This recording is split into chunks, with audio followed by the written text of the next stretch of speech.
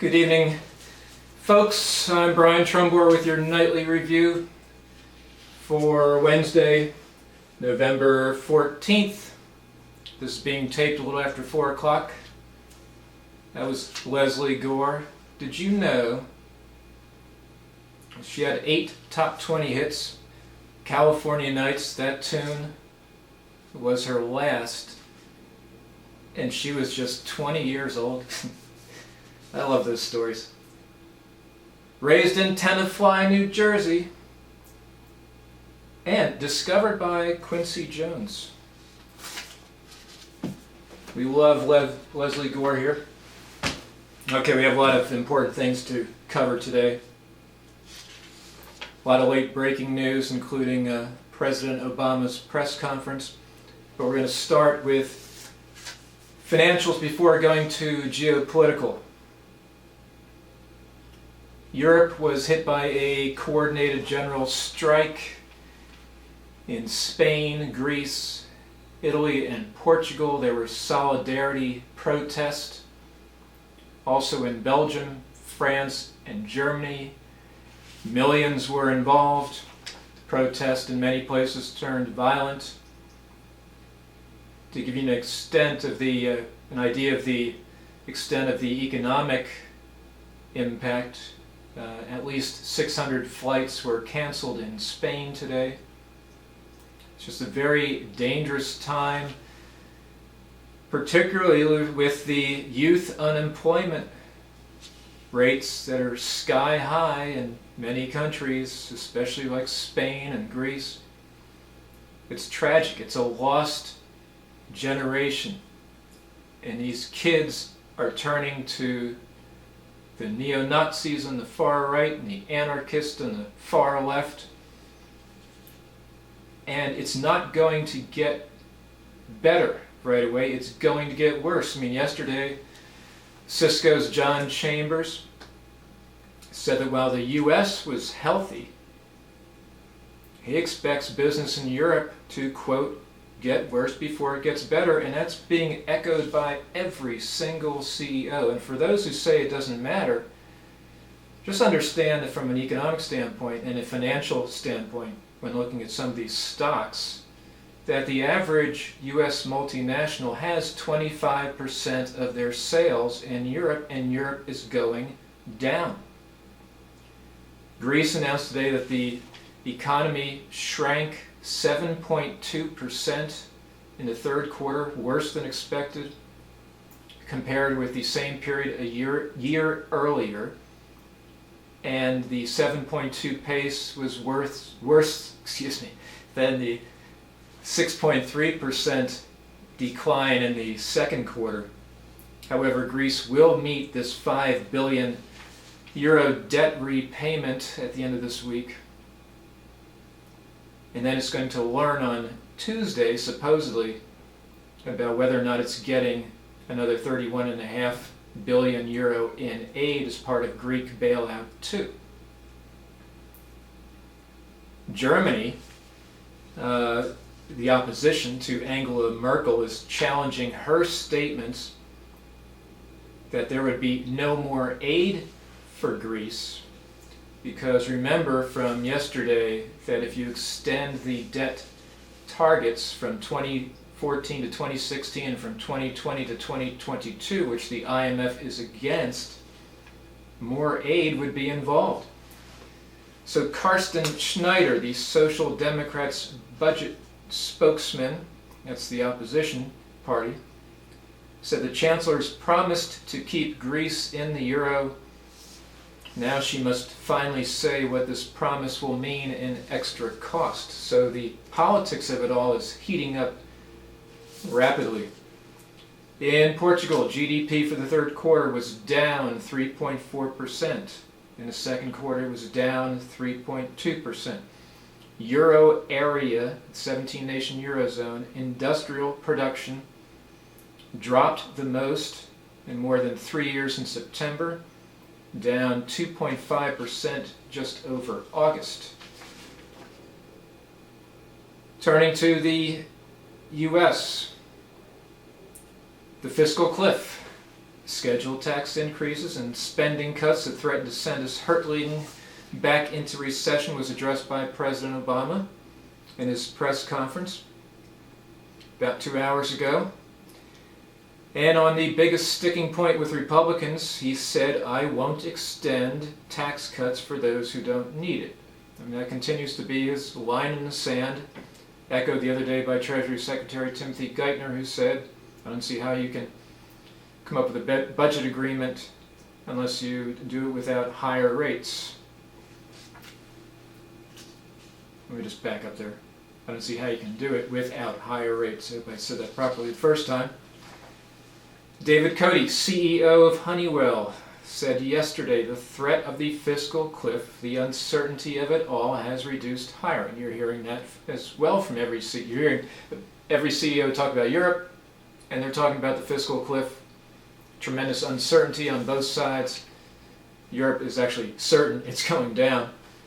As for the fiscal cliff and reducing hiring, Cote said that since spring he has replaced only 25% of the workers who left Honeywell, which has cost 600 jobs just in his case thus far.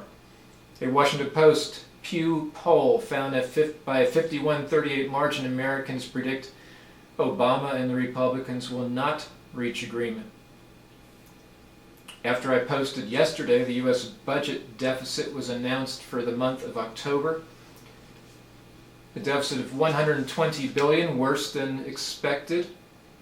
It's the first month of the new fiscal year, so we're off to a great start. Receipts rose, but outlays grew more.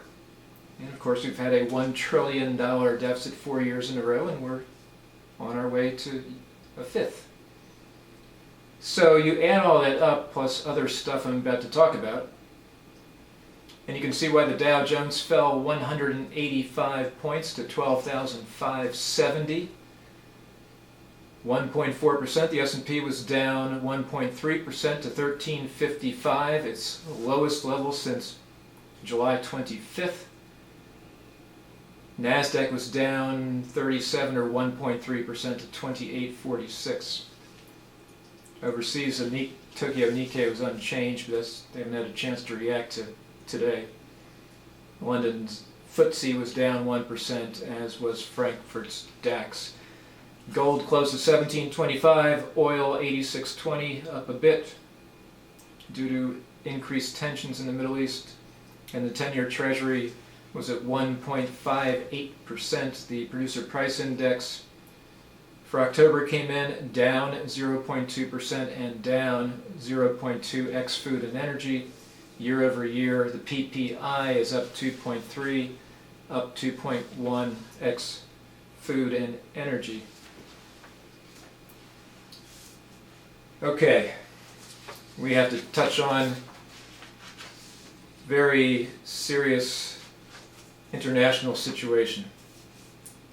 Let's start with Israel. Israel took out Ahmed Jabari, the leader of Hamas military wing and one of the most powerful voices in the political movement as well. Israel's been trying to target him for years. He's the most senior member of Hamas to be taken out in several years. Israel is ready for full-scale conflict. This is going to spread quickly. The Netanyahu government was responding to militants in Gaza, firing more than 110 rockets towards southern Israel since Saturday. Yet you have the likes of Palestinian Authority spokesman Saeb Erekat condemning Israel in the strongest terms, but in the same breath never mentions the rockets. I just saw, as of this afternoon, 768 rockets have struck Israel this year. 768. But it's always Israel's fault. In Syria, President Obama's statement, and I forget the reporter's name, it was the very last question, and kind of lucked out that Obama went to the reporter and he asked him what he was basically doing about Syria. Obama's reply was pathetic. Quote, "I was one of the first leaders from around the world to say Assad has to go." So what? You did nothing. Assad is still there. 36,000 plus are dead. Obama also talked of sending, quote, this is from the transcript, "hundreds of millions of dollars of humanitarian aid to help folks both inside of Syria and outside of Syria. We are constantly consulting with the opposition on how they can get organized so that they're not splintered and divided in the face of the onslaught from the Assad regime." Right. Hundreds of millions of dollars of humanitarian aid, according to our president. I wrote this last Saturday in my week in review. A UN appeal for $348 million in aid to provide food, water, and other humanitarian assistance for those inside had received only $157 million thus far. So I don't know exactly what the United States is committing and what it's paying out, but I can virtually guarantee that was a gross misstatement on the part of our president, who just doesn't give a damn about Syria and the incredibly dangerous implications as that conflict continues to spread into Turkey. Syrian jets bombed the rebel-held town on the Turkish border for a third straight day today. Protests are increasing rapidly in Jordan, incredibly worrisome, dangerous. Israel's actions, needed action against Hamas, could of course bring in Hezbollah from Lebanon as Iran gets its proxies to act for it. Just a mess. On Libya, Senator John McCain and Senator Lindsey Graham have vowed to block Susan Rice's nomination should Obama tab the UN ambassador to replace Hillary Clinton as Secretary of State. And McCain and Graham would block Susan Rice because of her initial reaction to the Benghazi attacks. Though I would say she should be blocked because of incompetence over the years, which I've documented in my Week in Review columns. Check the archives. Obama, though, in the press conference said it was outrageous to go after a UN ambassador and besmirch her reputation. What? Number one, if McCain and Graham are talking about if she is nominated to be the next Secretary of State, that's our chief diplomat. But I looked it up. Secretary of State is also number 4 in the line of succession. And in today's world, full of WMDs and terrorists, that would come up in a confirmation hearing, and it should come up. This is the wrong Rice. Condoleezza Rice, it's a different story. Just a few other items. China, the Communist Party Congress has wrapped up, and then tomorrow they hold this glorified press conference, or let me back up, the new leaders of the Standing Committee of the Politburo will be marched out in order of importance.